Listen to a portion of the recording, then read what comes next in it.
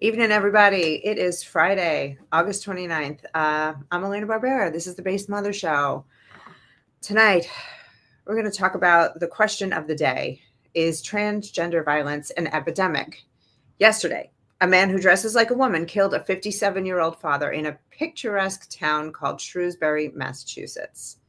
2 days ago, a different man who thinks he's a woman opened fire on a school full of children during their back-to-school church mass.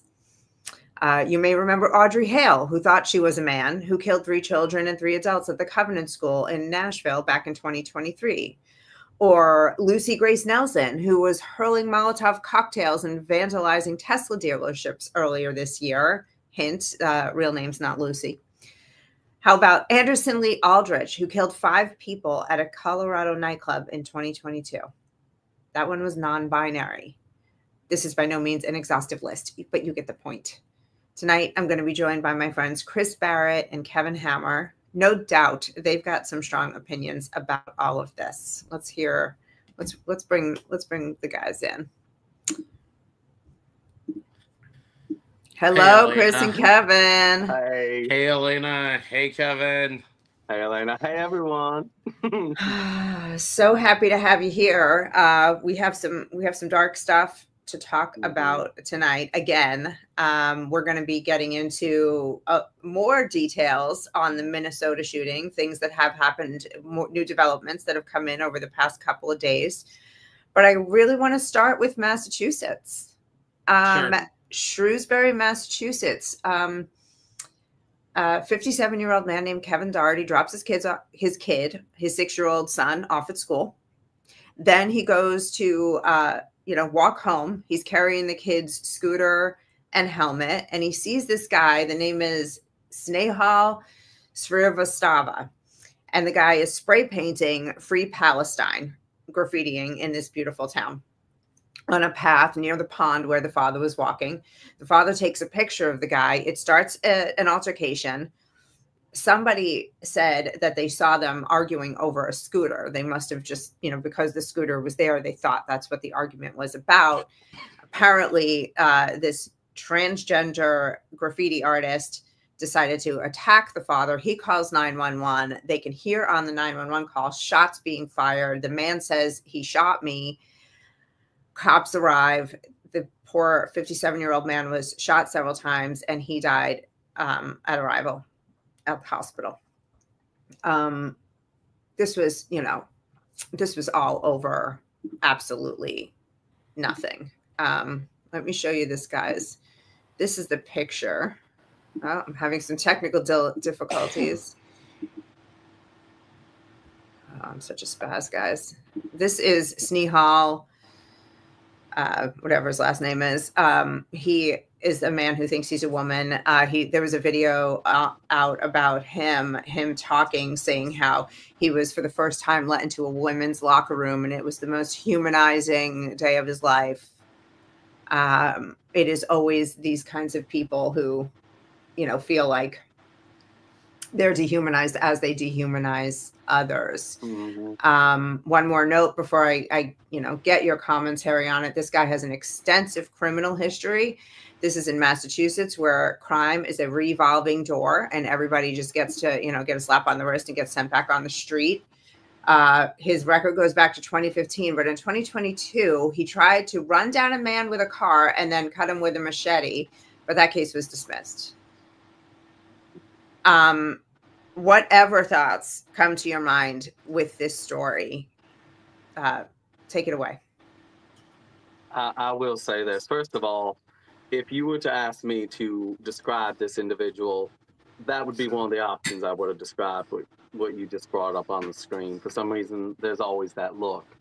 But it is, as you pointed out, it's interesting that he talked about it being able to invade female spaces as basically one of the most humanizing experiences of his life. And I think that right there speaks volumes. It obviously raises a lot of questions in regards to this individual's raisings. What happened prior to this?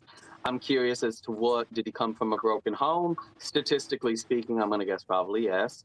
And I'm just curious as to what has been this individual's past, because often, and I realize this with a lot of people who identify as trans, and they talk about humanizing experiences, I come to find out their youth was actually very dehumanizing from one extent to another. At least that's been my experience so far. And so I am curious, because one of the things that I'm very big on is looking at these kind of things and wondering, really trying to get to the bottom of it. And so far, when it comes down to it, individuals like this, I see as a broken home, a broken family. And so far, statistically speaking, I haven't been proven wrong. As far as this, a Free Palestine spray painting. Come on now. Yeah, yes, yeah, right. I mean, that just kind of goes to show that there's people who are brainwashed are nowadays seem to be brainwashed with multiple messages. It's like they can't just pick just one. They can't just be transgender. They also have to glom onto any perceived victimhood that they can find. Chris, what do you say? Yeah. So one of the things that I'm going to hit on tonight is definitely mental health, for sure. And the thing is, this person, at least from the way I see it, probably felt that being allowed into a women's space was humanizing, because really what it was doing was fulfilling his delusion that he's a woman. And so, of course, that was gratifying for him because it gave in to the mental illness. I do think that, and not to excuse these people for anything that they've done, because I don't care if you're mentally ill or whatever, you need to pay the price if you've done something bad to another person. But these people do need good mental health care, and I think the problem is we and I will talk about it later when we get to the thing that happened in Minnesota. But we are on this affirmation model right now when it comes to transgender care. We affirm their delusions.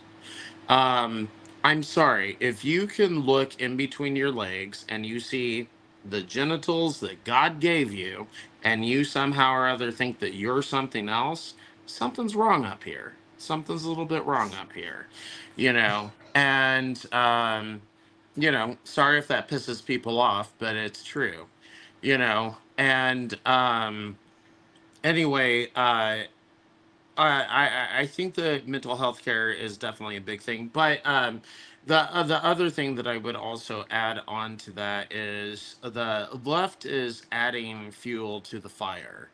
They have their Free Palestine movements and all this type of socialistic bullshit.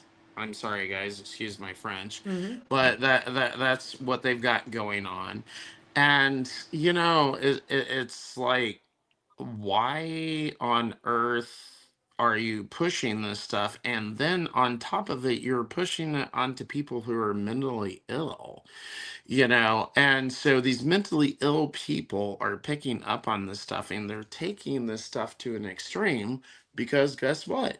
They're mentally ill. It's not that hard to figure out. It's not.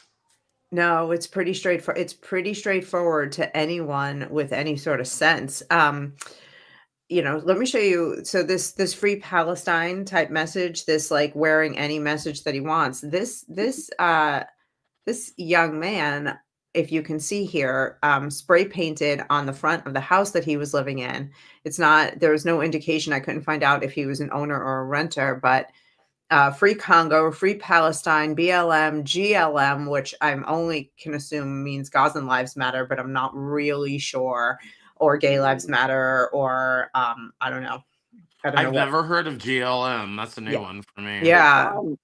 I think it might mean Gay Lives Matter. It could mean Gazan, I suppose. Elena, you're probably right. It's probably one of those two. Yeah. Yeah, if anybody knows, drop it in the comments. Speaking of the comments, Vinny's saying, why did the judge dismiss that case with where he tried to run the guy over and cut him with a machete? Because it's Massachusetts and it's a blue state that believes that, punishing criminals is cruel.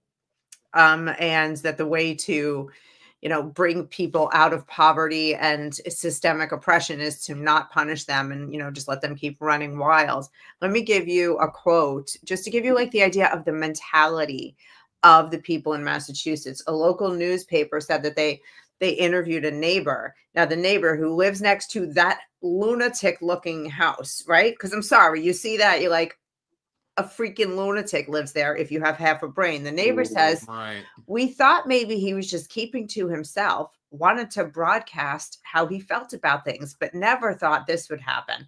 It never occurred to you that maybe, and that was a man, a grown-ass man, thought, oh, he's just eccentric or something. Like, just they are so brainwashed into just accepting everyone and everything, no matter what red flags are flying off, that now one of his neighbors in his town of only 39,000 people has been murdered in cold blood, and this little boy has to grow up without a father.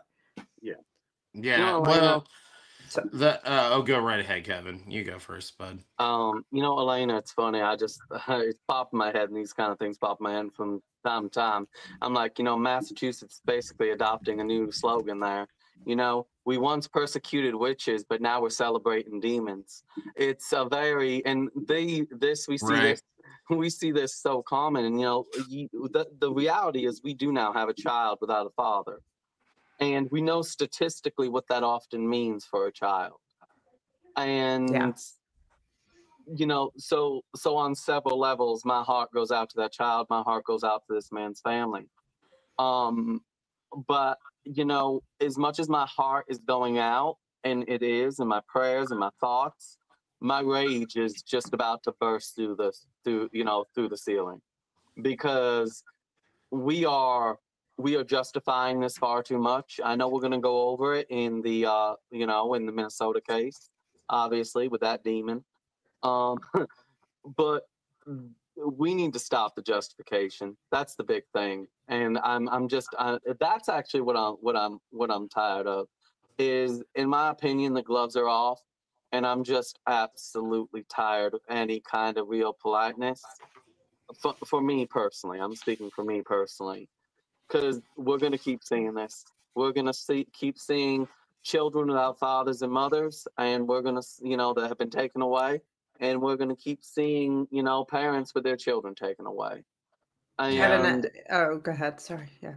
And it's all because we are dealing with this ideology. So here's the thing. When it comes to trans ideology and being trans, if you suffer from a mental health crisis that disassociates you from your body, how could it not also disassociate you from your humanity? True. And I just I have to think about that. So I actually think we're going to see an increase of this, unfortunately. I pray to God that we don't, but something tells me we're in a bit of a spiral at the moment. Well, we are dealing with a situation here where there's multiple comorbidities going on here.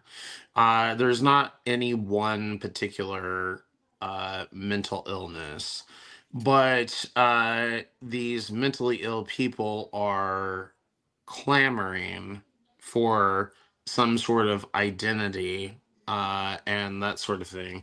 And I think that's what we're dealing with here. And we need to treat this stuff. I'll tell you what, I mean, I'm going to be completely honest with anyone out there watching. I am going to make it hard as hell to be trans in the state of Missouri. I just am. That is something that I'm going to do once I'm elected. I just, at first it started off with me being concerned with kids, which of course I am. But I started realizing after enough time looking at this that even the adult trans people, like, because there is that kind of idea, and especially that kind of like libertarian-esque idea of, it's like, well, if you're an adult, you just do what you want to do, blah blah blah blah blah. And generally I do agree with that on a lot of things, as long as you're not harming anyone else. But the thing is these folks, they're harming other people. They absolutely are. And I mean, they're grown ass men going into women's locker rooms, showing their penises to little girls, that type of stuff. I mean, that happened here in Kansas City. That happened here in the Kansas City area. A Yeah, grown it's ass just man, yeah, a grown ass man did that to a little girl. And but he couldn't, the YMCA would not kick him out because he claimed to be a woman. And I mean, so I mean, these people are harming other people. It's not like a personal thing that they're doing that just doesn't harm anyone else or whatever. So I mean, like I said, I mean, I will be probably one of the most anti-trans politicians ever elected in the state of Missouri. And I'm sure plenty of people are going to hate me over this, but I don't give a damn. well, plenty of people are also going to love you over that. I want to speak to, it ties in two things that you both said. Kevin, the anger. I think we as people who like kind of rail against this publicly in varying degrees have sort of been lulled into a normalcy in our arguing against it, right? Like we're we just kind of became like, we're still going, but we're just moving along here. We're going to fight the fight. Yesterday, when I saw the picture of the 8-year-old child who was killed, when they released that, that was it for me. I got really freaking mad. Okay, Yep. because the transgenderism, the mind bending reality detaching brainwashing that they're doing to these kids, the illegal immigration and all the people who have been raped, robbed, and murdered by illegal immigrants, the pro-crime ideology on the left. I am so done. And when I saw that little boy's picture, first thing, I burst into tears, which I'm sure a lot of people did when they saw that. And I thought about him all day yesterday. And this morning I woke up freaking livid about this transgender issue. And I'm done. And I feel the same way. We have to literally rescue transgender children from their homes that they're in with crazy housing by proxy parents. We need to put it on the law to criminalize and then harshly prosecute every doctor, nurse, mental health practitioner, teacher, administrator, and parent who puts a child through this.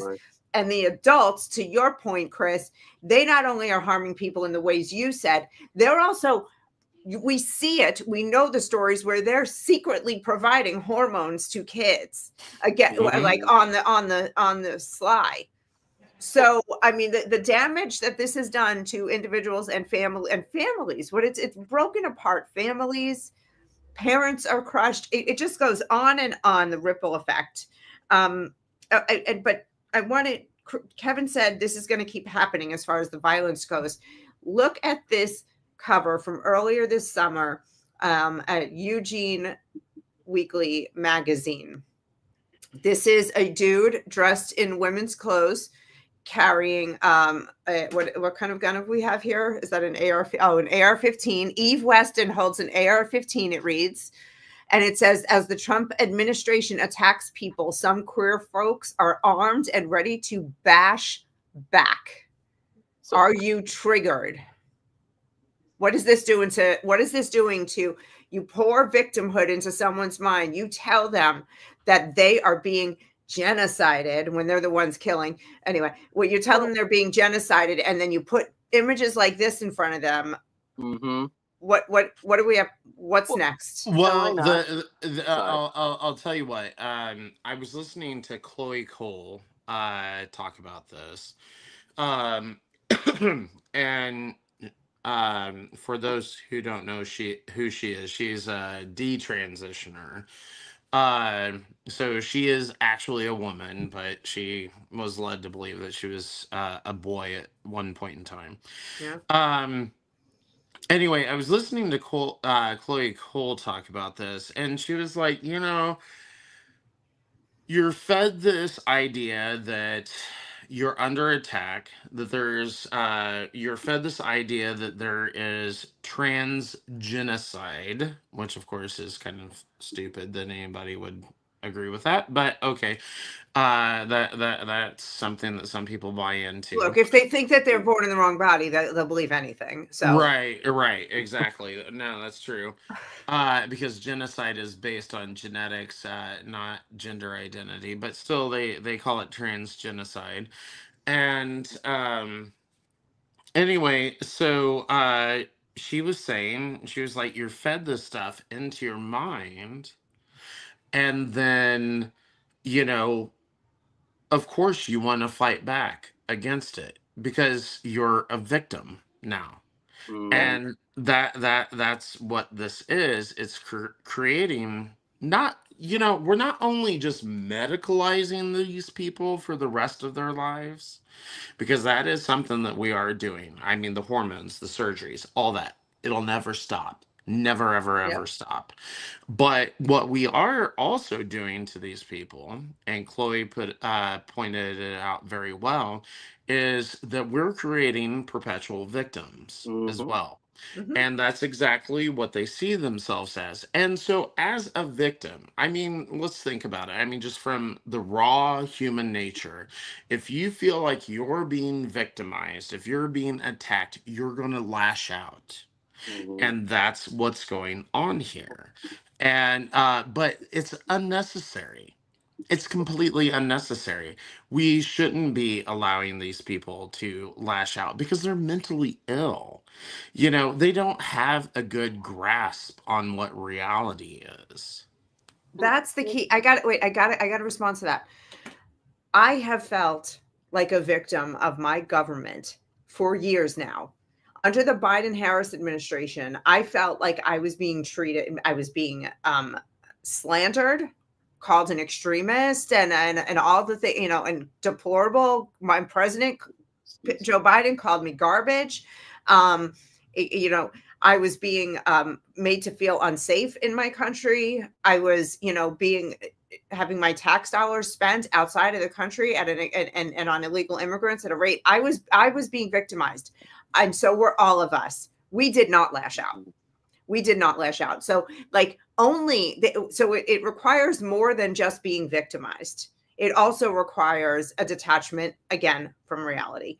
You know what I'm saying? And I want to make sure that there's a formula there and probably some other things. That is what I'm getting at, because I mean, it is fair. I mean, yes, you're right. I mean, to a degree, we have all been victimized by the left.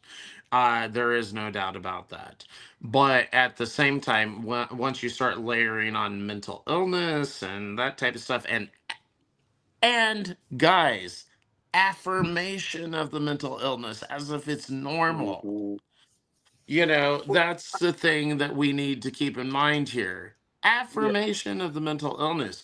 Then you don't know what these people are going to do. So it's not really surprising that we're starting to see this uptick in trans violence. And I mean, it's not surprising at all. And, Chris, it's interesting because you mentioned how they talk about trans genocide. I guess my first kind of comment with that is you missed a marketing opportunity because you could have just called it gendercide. But anyways, no, I think, but no, I'm seriously though. Here's the thing, right? Because it's several stages. Is first you insert, because one of the things that made me leave the left, and there were several, was acknowledging what dangers could come from the victimhood mindset. And here's why. Because what's one of the best ways that you can justify violence against any demographic? You dehumanize them, right? They are somehow less human than you. Now, victimizing, the victim mindset first teaches you that you are a victim and therefore you have an oppressor, right?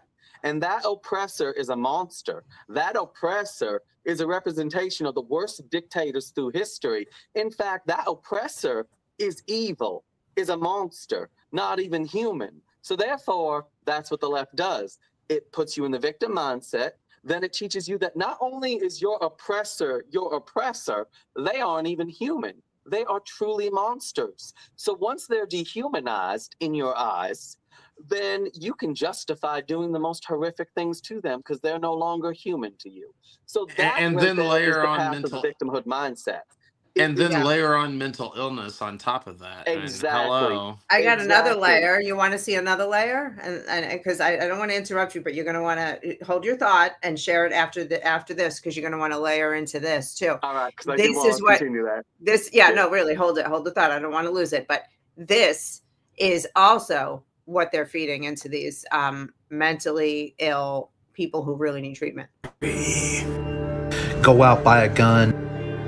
It's okay to be angry. Get out of my face now! If you try to stop me from going into a woman's bathroom, Excuse me, it's ma'am. be the last mistake you ever make. It is ma'am. Find that anger. Just because. Hey! Harness it to do good in the world.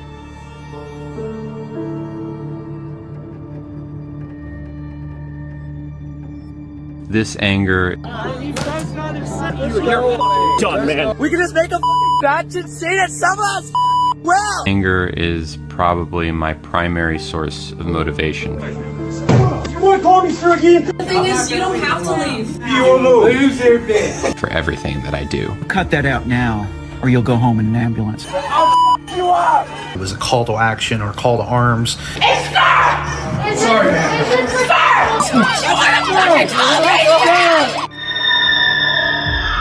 Don't be afraid to show your anger. Okay, all right, I first want to go back to a prior argument and a position I've highlighted is the default setting when these individuals go full demon, right?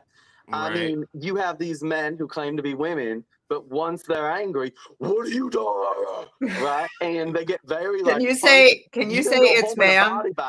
Right? Say it's ma'am for me. Come on. I want to hear. Yeah, it's no. They suddenly get very masculine. Exactly. And then the women who transition to men, they get very pitchy, right? It's sir.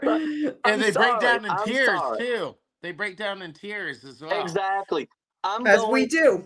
I go to that position that when it comes to trans, when they're angry or upset, it's the default setting. It's the default setting that comes right out. So first I want to go there. Now, I want to go back to that prior cover a little bit because I have a position when it comes to the Second Amendment, when it comes to gun rights, that honestly when it comes to mental health, that is actually upset not just people on the left, but actually people on the right who say they're pro-Second Amendment. So does a mental health, so this is interesting, does being diagnosed with a mental health issue, should that automatically disqualify someone from owning a gun? So here's my issue. I am, and it took me a bit to get to here because I used to actually agree with that. Well, if someone has a mental health issue, then they shouldn't be allowed to own a gun. Then I met someone who's very fiercely pro-Second Amendment, and he had a conversation with me, and he actually highlighted the truth. He goes, if we think that someone is too dangerous, so dangerous that they can't own a gun, why are we even allowing them in society? And you have to think about it, right? Why, if we truly believe, for example, if someone's gone to jail or someone's been through the mental health system, and we believe they're recovered, then why don't we give them all the freedoms that they would have earned back as an American? If we think that someone is too dangerous to own a gun, whether it's for mental health reasons or they were in jail for it, then why are we letting them back out in society, in the culture? Because also, what are we saying then? Well, we're saying they can't use a gun to hurt people, but they can use a knife, they can use their fist, they can use a baseball bat. I mean, it's going to be poison. poison. It might be less victims, but I'm sorry. So that's a position that I have come to, that even some people on the right have gone toe to toe with me on, is that I actually don't believe that. I think if we consider as a culture someone is too dangerous to own a gun, then they belong either in prison or in a insane asylum. One of those two things. Okay, I have to. Kind of interesting. Well, my stance on that is even probably more pro second than you, if it's possible, after what you just said. So my stance is, unless somebody has proven themselves to be dangerous, I don't want the government in my head. I don't want to give the government the kind of power that says, I don't like what's going on in your head, so I am going to take away your rights. I agree. Unless I've proven to be like very seriously and obviously to be a danger to myself or others. That's where like, because the government has already proven they can't be trusted. So what is this bar that what are these measurements and these benchmarks that they're going to create to decide who can't have gun rights? Get bent, stay out of my head, stay away from my rights. And only if I'm really bad, then you can take away my rights. That's my Chris, or go ahead. Sorry, you bring up such a good point, Elena. I mean, obviously, I don't think that just because somebody has had a mental illness means that they can't own firearms, right? You know, I mean, is that a little kid who had ADHD in second grade? Now he's never allowed to own a gun. This is how they take our guns away. Go ahead. Sorry, Chris. A woman who's pregnant and has postpartum depression. Do we take away the gun as soon as she has the baby? And that's the thing. I mean, Elena and I have talked about it. You and I have talked about it, Kevin. You know, I mean, I've dealt with panic attacks and serious depression. But the thing is like I found the right medications and stuff like that. I'm a perfectly normal human being now. And, you know, to take away my right to protect myself just because I had a little bit of a problem, you know, that's not okay, you know. And obviously if somebody proves themselves to be a serious threat, and that is kind of the funny thing about the people that we're talking about tonight, is there were tons of red flags, you know, and I don't think that I have given any red flags to anyone that I would ever do something like that, because, you know, of course I wouldn't. So, you know, I think that, you know, there is a little bit of a judgment call, but, you know, it does require family members and friends and stuff like that to speak out. And if they don't do that, then, you know, that's not good. You know, they're almost culpable in the crime.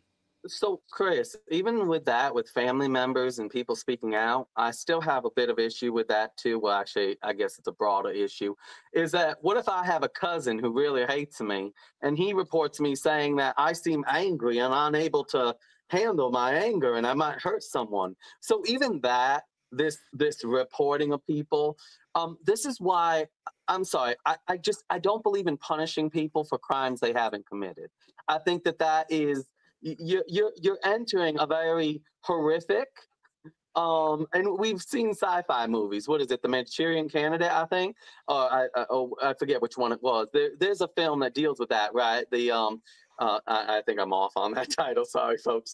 But there is films that have dealt with that. The idea of punishing people not for what they have done, but for what they might do, and that terrifies me. That terrifies me to my core. And Kevin, trust me, that's not what I'm saying. I'm just saying that, well, first of all, let me back up to what I originally said. I don't think that you should be punishing people just because they had a mental health issue. We do have the ability to make things right nowadays. Yeah. Thank goodness for, you know, modern medical science. But but what I'm talking about is maybe there does need to be some sort of threshold, and Elena was kind of talking about it too. It's like she was talking about somebody being an obvious danger to themselves or other people. I mean, I think that there are signs that we can look at to do that. And even that, I would be extremely conservative with. Oh no, I would too. Yeah. I would too. Don't get me wrong, but I'm just saying that there are things that we can look at and get kind of an idea of whether this person is like with it or not. Even a temporary restriction. Even a temporary restriction. Like if you catch me, you walk in, you're my friend, you walk into my house, and I collected as many pill bottles as I can, and I'm like, I'm gonna take them. I'm done. Okay. Like if for happen a judge also happened to be standing there in this imaginary situation, he would say, Elena, I'm gonna just restrict your ability to buy a gun for 6 months until we figure this out. Like that, because I'm obviously maybe I would have killed myself. I mean, even then, I'm not sure. But these are where I'd be willing to at least entertain a conversation. I'd argue. I guess I'd argue with that, Elena. And this is we're going a bit back and forth. Well, that's go. You had bottles of pills, right? Your friend walked in with bottles of pills. They didn't walk in with you having a gun to your head, which you could have purchased perfectly legally prior to that moment, right? So I don't know. It comes down to actually, if you really want to follow the logic there, then you shouldn't be allowed around pills for a while. But so or forks and knives. Yeah, no. You're right, and I'm wrong for even my stupid example. You're right. I don't. I was just reaching, trying to find a situation where I would say maybe there's a temporary restraining. You know what I mean, of some sort. Yeah, I mean, if someone was doing like dangerous behavior with a gun, like I don't know, just like shooting it up in the air in random like stuff like right, you're putting everyone at risk, that kind of thing, you'd have an argument. But yeah, but that's a crime. That's an actual crime. Right? So that's different. So that's where your rights get restricted. That's very different. Let me say one thing here about this part of the conversation. So back when I was younger, I wanted to follow in my dad's footsteps. He had been a firefighter and a Kansas City police officer. I wanted to become a paramedic. In a situation where somebody was obviously not mentally well, we would get an immediate commitment and send them to a mental institution. Mm-hmm. That's kind of where I'm coming at this from. I think that is a perfectly logical solution to this issue, so because they were presenting a danger to themselves or others, and we had to do something about it. We didn't have a chance to sit and debate it or anything like that. We had to come up with the solution right away.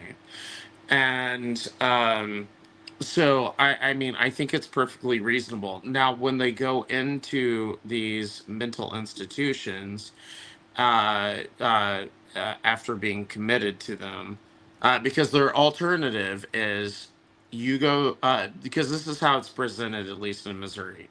You go to the mental institution or you go to prison. Pick one. And of course, they always pick the mental institution. Yeah, so it's still a crappy choice, but okay. Yeah, right. But to me, it's reasonable because the thing is if this person isn't actually any sort of real danger to themselves or someone else, or they just needed some time to come down off of whatever had set them off, they're going to be released. Yeah. So, and so to me, that's kind of a reasonable way of dealing with those types of situations. If we feel that somebody is truly a danger to themselves or someone else, you know, we can take them in for a little bit, evaluate them, make sure that they're okay to be returned to the public, and then let them back out. Yeah, and but that's the thing. Once they're deemed okay to return to the public, if we truly believe that they can function in a healthy fashion and in a safe fashion in society, then why shouldn't they be able to bear arms like every other American? Oh, and I'm not saying that they shouldn't be. No, I wasn't saying you were saying that. That's my own where I'm going You're with. adding, yeah. I want to take us back though to that magazine cover. So I want us pro Second Amendment individuals, us conservatives, to not allow that cover to make us into, you know, gun control fanatics, right? Because do we need to keep an eye on that? Absolutely. But until someone has proven that they are truly a danger, and once they have proven that, they need to be removed from society. Psychiatric ward or jail, right? Like this individual on the cover, and that message there concerns me. I'm not going to pretend it doesn't. It concerns me, right? If that was you on that cover, the way you're dressed right now, you're dressed like a white Christian nationalist tonight, right? Okay. If that was you on the cover with that message and change out Trump to Biden Harris, you know, Kevin's going to bash back. What could you imagine the outrage? Oh, absolutely. the FBI would be all over Kevin. Sorry to interrupt you, but I had to point that out. Like it is. You were saying how it concerns you. So sorry. Go ahead. It does, and I'm glad you brought that up. That you use that as an example, Elena, because exactly right. We need to be careful about what controls we give to government when our ideology, when our morals are in charge of the nation. Because when we're in charge of the nation, right, things flip-flop, right? So if we give government the power right now to remove the gun from that trans individual's hands just because they did that cover, just because they did that, we're then saying it's okay. If things flip in the future, and they probably will, because we deal with a pendulum when it comes to the culture, we're then okaying the left to do that to us. If, for example, what you just mentioned, Elena, were to take place. So I am warning conservatives to be careful not to betray your values when you're having a knee-jerk reaction to this kind of thing. Just make sure you're not betraying your values. Yes. Because it will come back to bite you in the ass, I promise you. Yes, yeah, no, I agree. That's so true. No, it's so true. That's so true. And I think we did not betray our values just now, any of us. And I applaud you guys for that. I want to move on to Minnesota, if we can. Back to Minnesota, back to the topic of trans violence. But we're going to do a quick palate cleanse on this stream because this stuff is so dark. And this is like both encouraging and also very, very bittersweet and difficult. In Minnesota, the school that was the school children who were shot up were students at the Annunciation School, and their church right there on the same campus. It's similar to the school that I grew up in. I grew up in a Catholic school. Right across the street was our church. We would do this exact thing, go across the street to mass.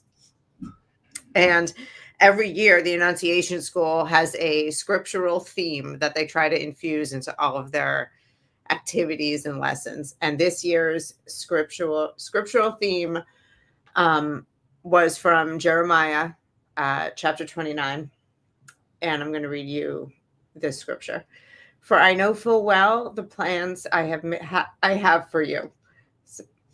Plans for your welfare and not for your misfortune.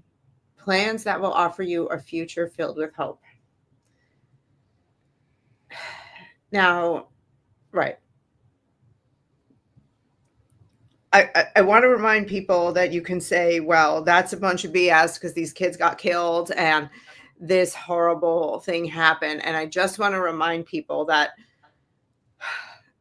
for Christians, that future filled with hope is about salvation.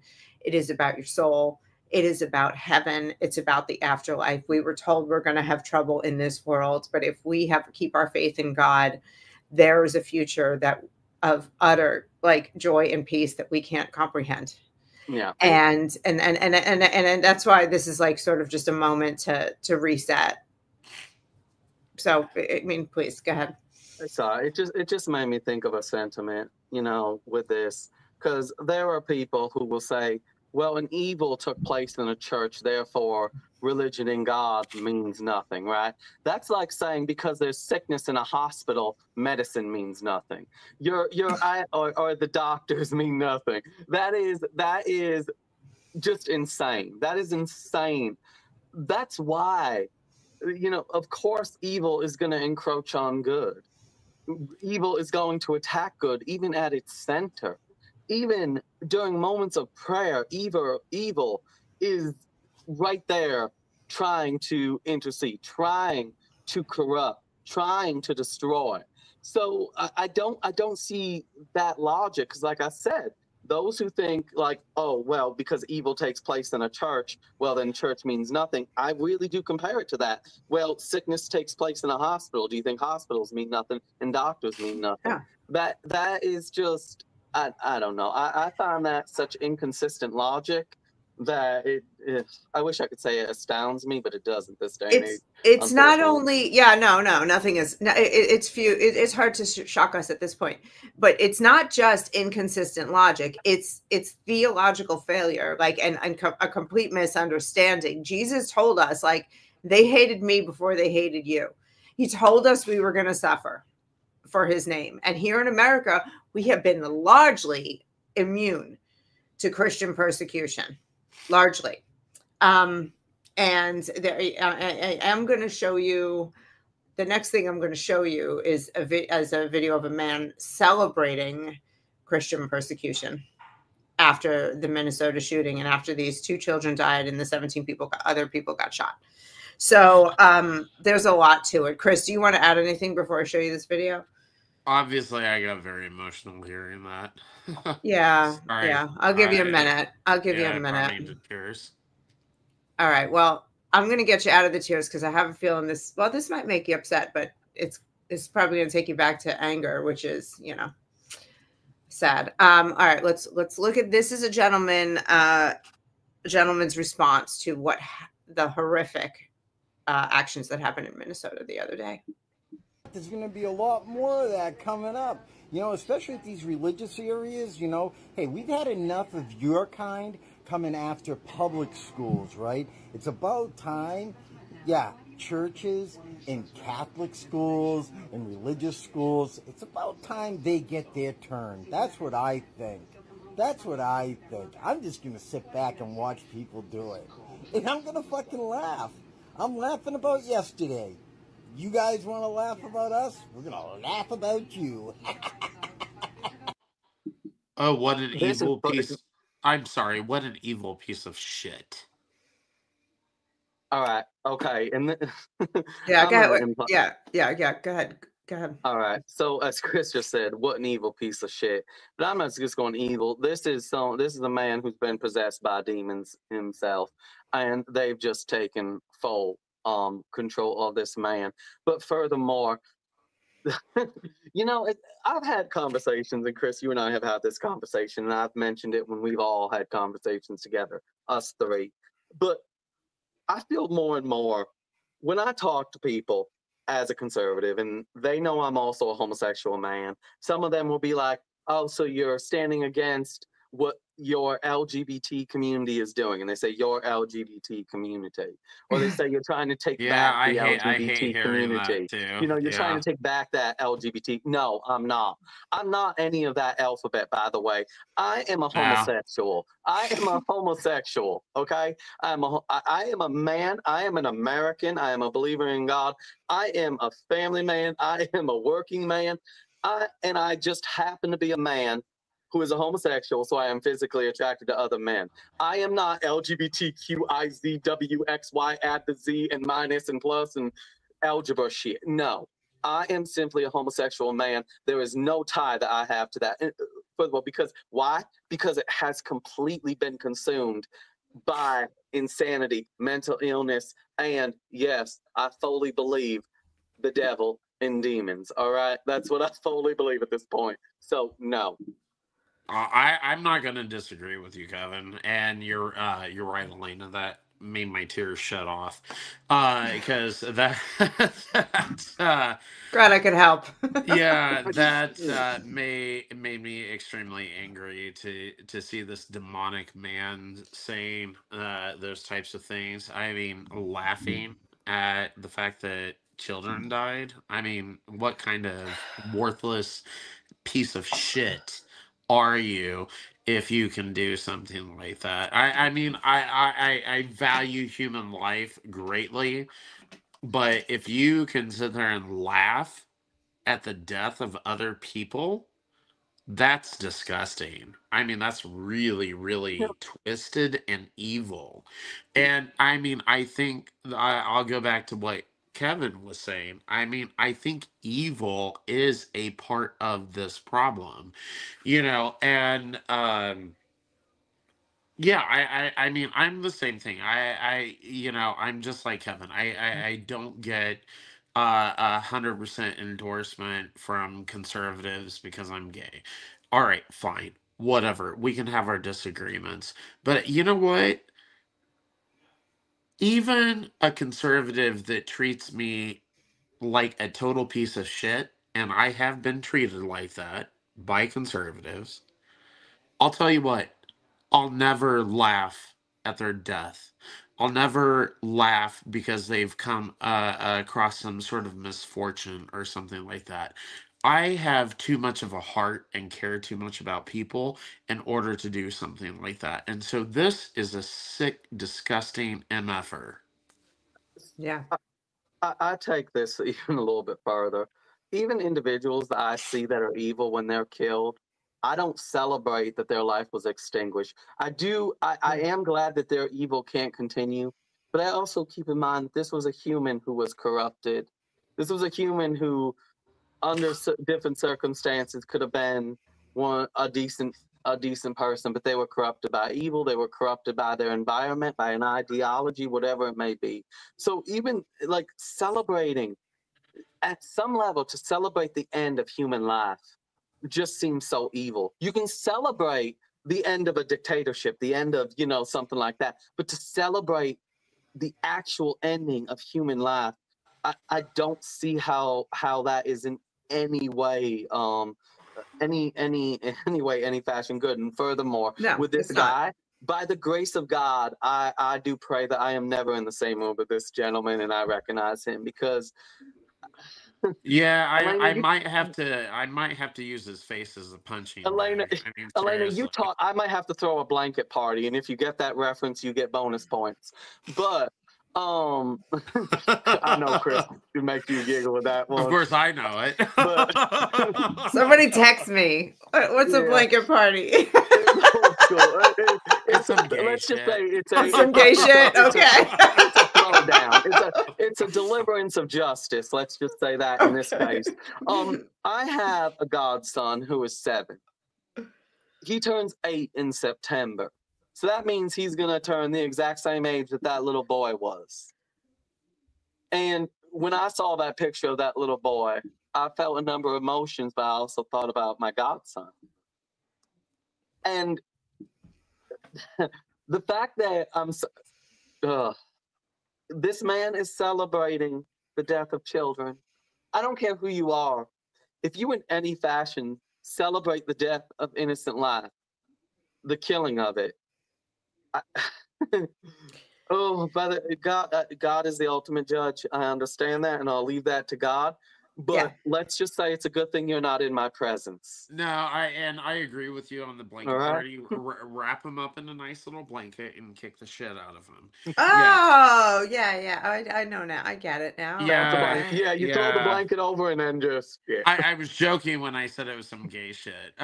No, there is an actual thing to it. It's some gangster shit. Yeah. It's gangster shit. Yeah.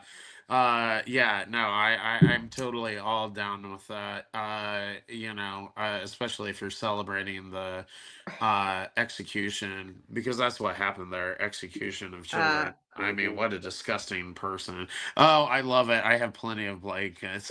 Well, that's great. Bring them over. Kevin and I will wrap up these assholes and we will beat the shit out of them. We will beat the shit out of them. Oh, Lord. Okay. All right. Sorry, my testosterone went through the roof there. Yeah, well, as it should. When you see such evil and somebody who is celebrating and asking for more of that and saying, I'm looking forward to more of this. Let's go. And, I'm going to show you something that a lot of you have probably already seen, but just in case you haven't, a short snippet of the longer video that the shooter from Minnesota that he put out.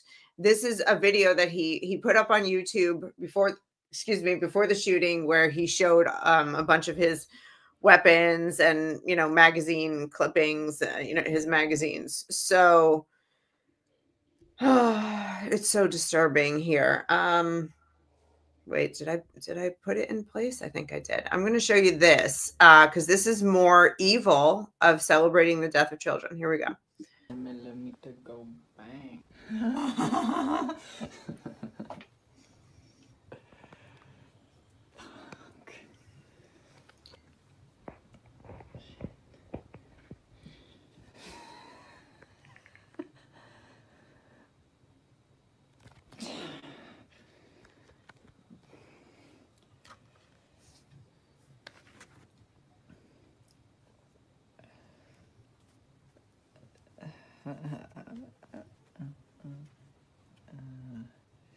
I'm the woker, baby.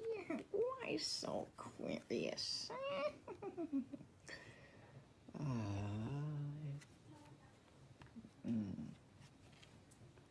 Where's your fucking God now?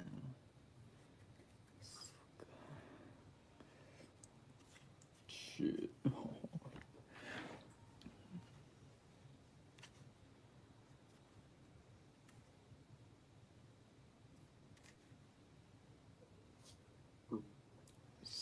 Skibbity Riz.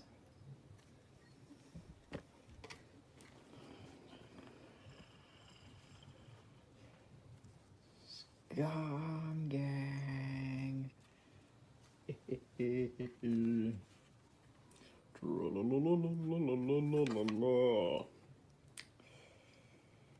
Oh, so he's racist too. Oh, yeah. Although he claims it's not his main focus. In the longer version of this, he also did say Israel must fall. So yeah, so he's racist and anti-Semite. Killed Donald Trump. I don't know if you caught that. Where is your God? Were some of the messages. So I went over a few of these, Elena. So I don't mean to jump in because no, I'm done. Yeah, it's yours. I earlier when I was doing my own research, I decided to actually listen to some of these clips. One of them was 20 minutes long. And while I was listening to that, I didn't even finish it. And I actually sent a text to both Elena and Chris. And I was like, I'm having to take breaks. And after I was done, I actually prayed. I prayed to God. Because when I was listening to that, because it's when he's going through his book, and the way he's whispering, and my hearing isn't the best with whispering, low sounds. I'm trying to listen to it. And as I'm trying harder to listen to it, and this makes it feel like it's intentional, it really feels like something's reaching back out at me. Like there is whatever demon had possessed this man was trying to reach to me. And after I listened to it in several breaks, I did. I prayed to the Lord to cleanse me of what I had heard, because we're talking about during this. These were some of the things that to me I heard. Right, bugs in my skin, like this idea, which even that it made my skin crawl listening to this. I have to give up now. Haha, he did this laugh where he legit sounded like the Joker. Ain't the American dream great? There was one part that sounded like he's saying, I am a robot, which went against that dehumanization. I can't wait to kill and kill and kill and kill. And he repeated that. And then he finished it up by also end his own life. I honestly, there was just so much when I was capturing this. It just felt like evil was trying to be all-encompassing. And as far as, so a lot of people are just focusing on the kill Donald Trump. By the way, Donald Trump is mentioned more than once. There's kill Donald Trump, kill Trump now. There's I'm the waker baby. I'm the woker baby. Why so curious? Where is your God? For the children, as we saw. 6 million wasn't enough. Burn like it just goes on. It just, and then he even had a smoke bomb where he put extra thick and he put Jew gas. I mean, this was the dean. You would never convince me that something demonic wasn't at work here. Yes. Because I like I said, I listened to over 20 minutes because I listened to more than one clip. And I truly can say if I felt the presence of evil. And I've been yammering a bit, so I'll throw it to you guys. I couldn't. Chris? Yeah. Just listening to his voice and the way he just almost seemed gleeful about what he was getting ready to do, because we know that when he made that video, he knew what he was going to be doing. And yeah, I mean, on one hand, there's definitely a demonic situation going on there. But at the same time, I can't help but think that there's also some other issues going on as well, which might make him susceptible to the demonic stuff that Kevin was talking about. Yes. And, you know, I'm assuming since we have found out that he was trans, he was probably on high amounts of estrogen. We assuming that's the case, but I don't know for sure. But we certainly do know that if you give females high levels of testosterone, which is what they do when they transition, they get a little nutty. And we're starting to kind of figure out, and this came from a Fox News interview that my friend Jamie Reed did, talking about this. And she was saying that when you give a man high levels of estrogen, it almost has the same kind of like crazy making effect. Mm-hmm. And, you know, it like sets them off way more easily than they otherwise would be.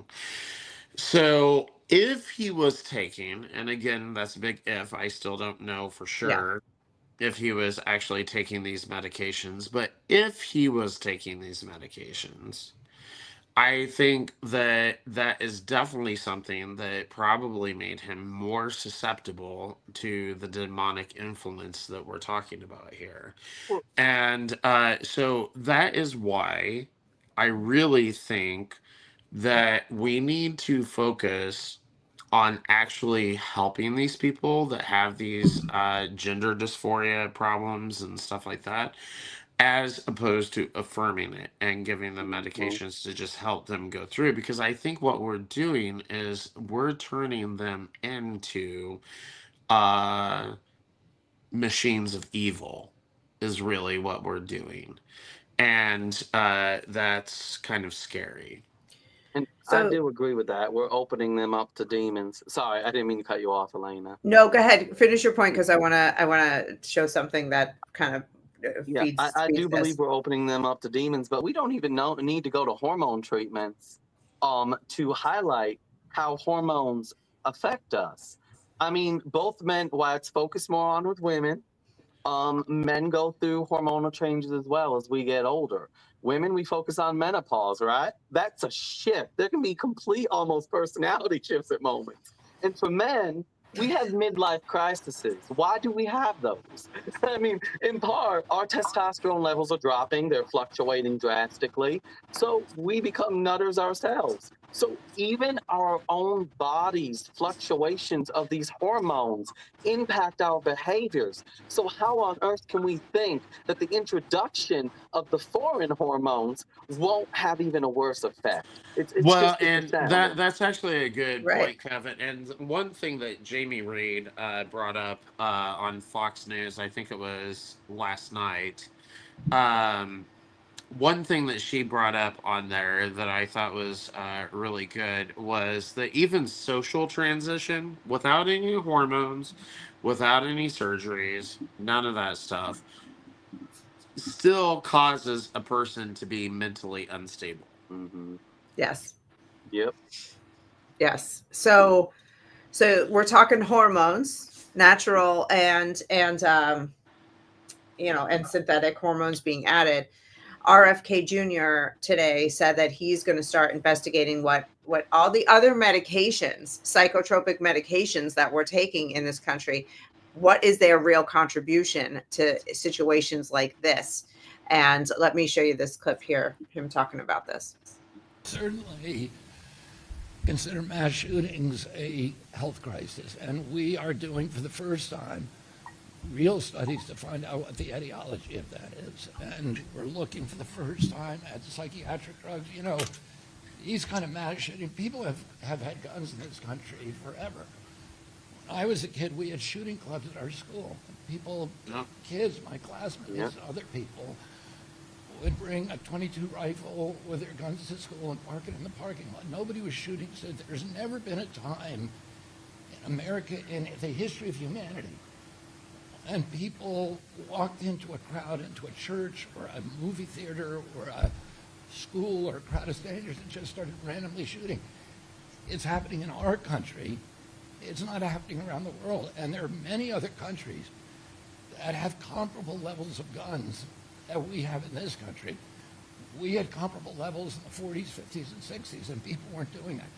Something changed, and it dramatically changed human behavior.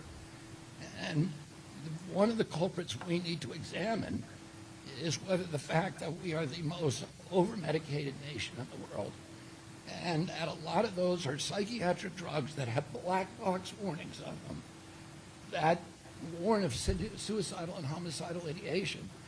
So we are doing those studies right now for the first time, and we will have an answer. So, Chris, I know this is home. Yeah, that's an interesting one for me. Yeah. I'm gonna have to sit on that one for a little bit, but Can I comment quick then? Yeah. Well, yeah. Go right ahead and give me a second to think about it. Yeah, Chris, I felt like that one was going to take you a moment because you and I have had long conversations. And folks, by the way, Chris and I have talked about this for hours, and I think we've had some great discussions about it, because it's not that I don't feel like mental health or medication for mental health is never ever required. I do feel that we drug our nation. They'll look at a hyper 5-year-old boy and want to put him on Ritalin.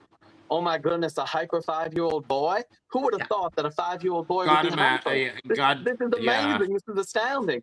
Also, right. Furthermore, he's right. There were times. I looked this up before. Do you know there were times when schools in New York City had gun clubs, by the way, and we didn't have these mass shootings? So then he's right. There were times when kids were bringing their guns, their hunting guns, because they'd go to class, or they were hunting before class, usually, and then they just go right to class because they didn't have time to change or anything. So they'd have their gun and right there in the truck. So I'm sorry, he is making so many valid points. I mean, I'm not sorry. I'm just saying he's making so many valid points. But furthermore, I've had this discussion about the idea that your brain chemistry is off. And I find that interesting because that is very deceiving language. Because can you show me a brain chemistry test? Like a blood sample? Like you can take my blood and get my cholesterol levels, right? Or anything like that. What test do you perform to show that my brain chemistry is off? Actually, they can. Actually, they can, Kevin. Okay. All right. So this is where I'll maybe educate you a little bit. Your serotonin levels is something that does go out in your blood, and they can test if you have low serotonin levels. I have low serotonin levels naturally. Can I ask statistically where that correlates with mental health issues specifically? Because yes, it does. Low serotonin levels generally leads to depression. So my body naturally does not make enough serotonin to keep me happy, so to speak. So what I take is what's called a selective serotonin reuptake inhibitor, otherwise known as Zoloft. What it does is it makes sure that my brain does not take in more serotonin than it should. Because that is my problem. It's like my body doesn't get enough serotonin flowing through it. My brain wants to just take it all in. And so it is kind of a complicated sort of thing. So I take a medication, like I said, called Zoloft, and it makes it so that I feel normal again. So I mean, I've heard all the horror stories about antidepressants and stuff like that. But the thing is like if you have a responsible doctor, which I do have now, who will put you on like the most minuscule amount possible to help you out and maybe increase it if that's not doing its job, then you're good to go. So Chris, can I ask you a question? I don't mean to interrupt you there. Was a blood test done off the bat? And the reason why I asked that is because I too, when I was a teenager, I went to a mental health professional. I went to a psychiatrist. I know there's a difference between psychologists and psychiatrists, so I went to a psychiatrist, right, and a psychologist. And all they did was ask me questions. And mind you, at the time, if I'm being honest, it was because I was struggling, especially with being a homosexual man. But I wasn't willing to be open about that at that time in my life. And I remember I went in there, and by the end of the first session, he was prescribing me medication. There wasn't a blood test to test for anything, by the way. That came later. They would test once the medication was in me. They were testing things. So it wasn't like there was any test. He listened to me talk and gave me psychiatric medication. I've had experience. That was my experience as well, and I wasn't tested for anything after that psychologically. I'm just saying, Chris, I think that's why the education isn't there, is because that's the majority of our experiences. When we have gone to psychiatrists, a lot of us, they've just talked to us and then given us medication. They didn't do any tests and or anything. I will say that is generally the prescribing mechanism that they use is just talking to the person and figuring out exactly what their issues are.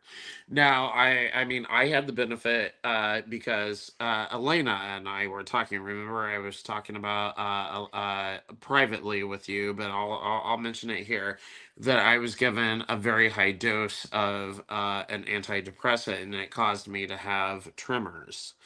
And then they did the blood testing finally, and found out that my serotonin levels were like off the charts. It was like way too high. Can I ask you? And so then things started being handled a little bit more in a more targeted way, I will say. Chris, I actually do come back and insert my first say is, how can you test brain chemistry from a conversation? Because then, Chris, do you agree? Would you say then, would you argue that before any medication is done, maybe those levels should be tested first?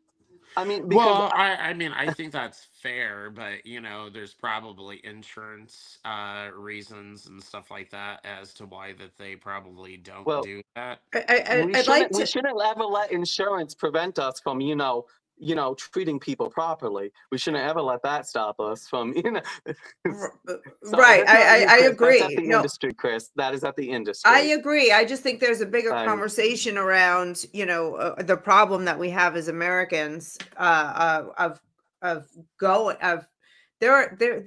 are serious, legitimate, critical mental health needs that need to happen, but we also rely as a society on pills to solve our problems instead of endurance, strength, prayer, community, even exercise, things that can cure and bolster, if not cure, our mental health. And we put all of those as a society in the back seat, and we go straight to the doctor and say, give me something, because I need an immediate fix and I need it now. And I don't want to be in any sort of pain or have any sort of bad feelings. And that is something that's weakened us as human beings, because we're not as tough anymore. And Elena, I don't disagree with absolutely anything that you're saying. All that I'm saying is that I would not, if it weren't, this is why I'm skeptical a little bit. I mean, I like RFKJ, so don't get me wrong there. But I am a little skeptical of what he's saying, because I have heard so much of this kind of like anti-drug sort of thing. And the reason I say that is because if it weren't for the medications, I wouldn't be able to be running for the Missouri House of Representatives. So right, but I think that's it. I think I could be wrong, and forgive me, but I feel like you're seeing it through a personal lens. But what he was saying is, we're just going to study this and see if it's a contributor. He wasn't, he was stating facts. We are the most medicated country on the planet. Oh, no, we didn't have these problems before these drugs existed. There are warnings on them that say that these things can happen. So let's look into it and see if there's a connection in the rise of use of these drugs and a rise of these types of crimes. I mean, I don't think he was saying these drugs are necessarily bad and I want to ban them. He was just saying, let's investigate. This is worth looking at. And I agree. I agree with him. I totally think it's worth looking at, but like I said, like I said earlier, I think that used in moderation, don't give the patient like the most, the highest level possible, because that's what they did to me. Well, but use that's it in Kevin's saying, more responsible. Right, but use it in moderation. I just don't want. Then you're probably going to get better outcomes. Now, I will say, because I am a total nerd and I read everything about every single drug that I have to take, I do understand how the situation with antidepressants and suicide works. What the deal is, and I think a lot of people misunderstand this, when you're really, really, really low, you don't have the energy to actually commit suicide.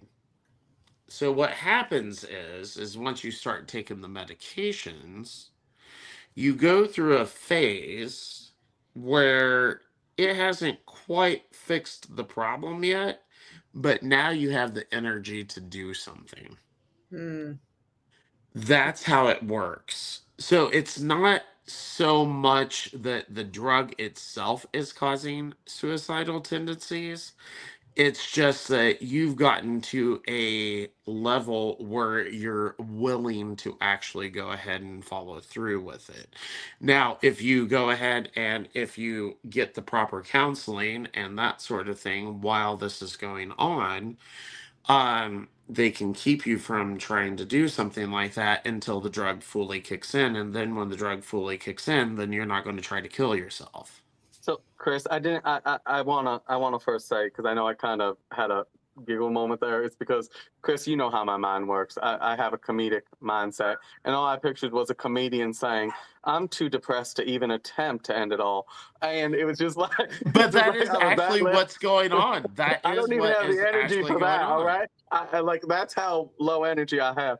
But I think so, Chris. I just wanted to say, like, my issue is that the knee-jerk response right now in America is to medicate. That's the real issue I have.